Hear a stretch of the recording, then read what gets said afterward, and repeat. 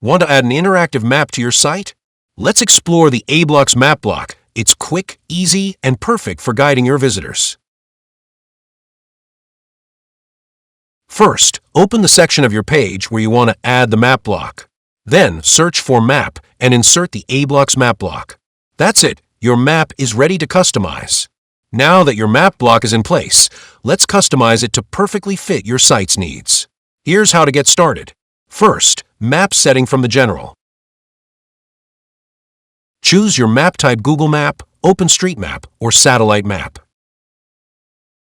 Adjust the zoom level by entering a number in the input field. Enable the scroll wheel zoom option. This allows users to zoom in and out of the map using their mouse wheel, making it more interactive. Let's move to the Style section to fine-tune the appearance of your map block. First, adjust the width of your map. Next, set the height of your map.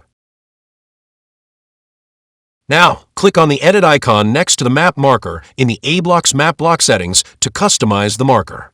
In the search box that appears, type the address or location where you want the map marker to appear.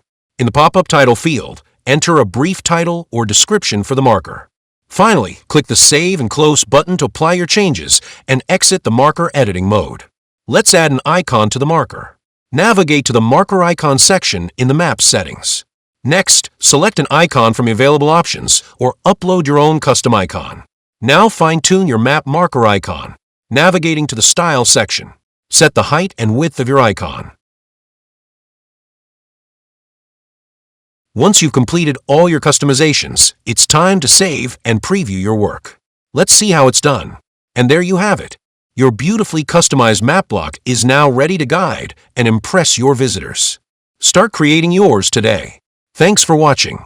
If you found this tutorial helpful, don't forget to like, share, and subscribe for more tips and tricks.